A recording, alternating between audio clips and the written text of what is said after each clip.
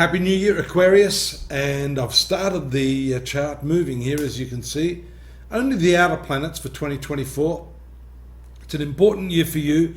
You see the movement of Pluto here, which is triggering this deeper 12th house of your past experiences, but also your generosity.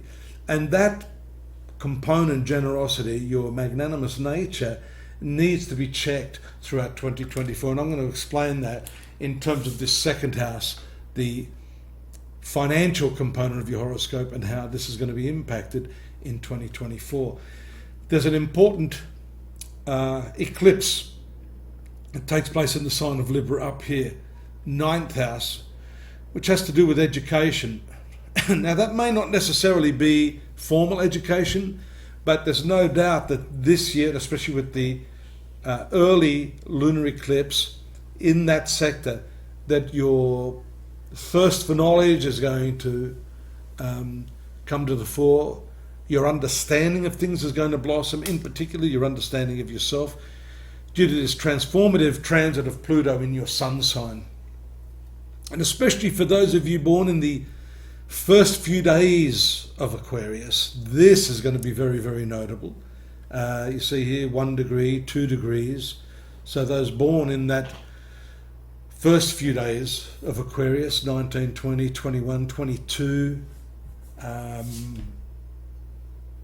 of January, that's an important set of dates there where this transformation is most likely.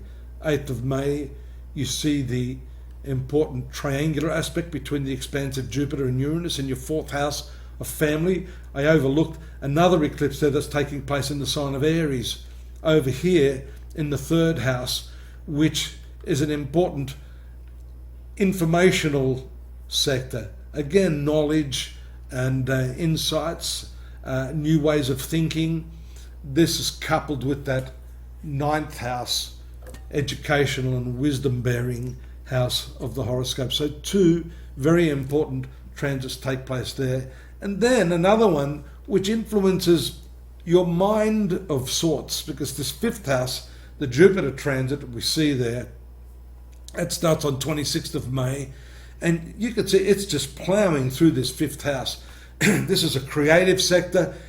It also gives good foresight and intuition. When Jupiter's associated with this 5th house, and also the 2nd house and the 11th house, some of you there that want to do astrology or tarot, this is a great time to learn that, because the 11th, 2nd, 5th house and Jupiter are all connected here, show that you've got some ability to see the future or to intuit, and so therefore you should trust your intuition. 5th house is your love affairs. If you've got a feeling about somebody, good or bad, you should trust that intuition and not rest on your intellectual laurels, because that could cause you some problems there. There's another eclipse there, and I hope I haven't missed it yet. It's coming on here it is here. I mentioned the lunar eclipse on the 18th of September here, where Saturn and Neptune happen to be transiting. So there's a whole lot of idealism here. There's a whole lot of need for pragmatism.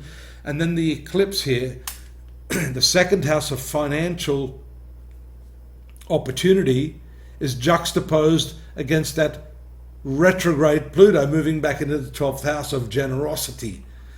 So here I think you're going to start to have a major lesson. You're going to realize something here, Aquarius, about the way in which you've been earning money and it's been going out the back door. So I think you're going to put a stop to that. You're going to start to be a little more judicious, a little more discriminative with the people that you've been helping in your life. And you may have been helping yourself too. There may be just a squandering of some of your resources, and I think the eclipse is going to point that out to you and give you an insight that may help you to change things. Jupiter, Uranus, Neptune, all retrograde at this time of the year. These outer planets are showing us the review mechanism. You see, around this time up till December, the retrogression is still taking place. So you're reviewing a lot of stuff there. You notice the financial planets start moving direct. So there's some opportunity there, slow though it may be because of the transit of Saturn there, your income will be slow. So you have to be patient. Don't lose the faith or the vision, because we see Neptune there. And I didn't talk a lot about your relationships because the eclipses didn't actually happen here in this 7th house of Leo. But bear in mind that all of those dates, especially the lunar eclipses of 9th of April and then again of 3rd of October, those two eclipses I think are going to have a marked influence on your relationships. Put those 2 dates in your diary and then just observe what happens in the period following those 2 eclipses. I think you can see some radical changes taking place in your relationships of all sorts, not just marital or romantic, although the romantic side is very strongly activated by Jupiter, especially in the second half of the year after May. So, believe it or not, there's more, but you'll have to go over to astrology.com.au to get the additional information on what's happening in 2024. I've got a whole text-based format there for you to read. I've got the videos for the month of January. Do take a look at those. Follow the links. Please subscribe. Please come back. Drop me a note if you want a reading. Now's the time to do it, beginning of the year, to see exactly what your trajectory is celestially and karmically. Take care now. I'll see you next month. Bye-bye.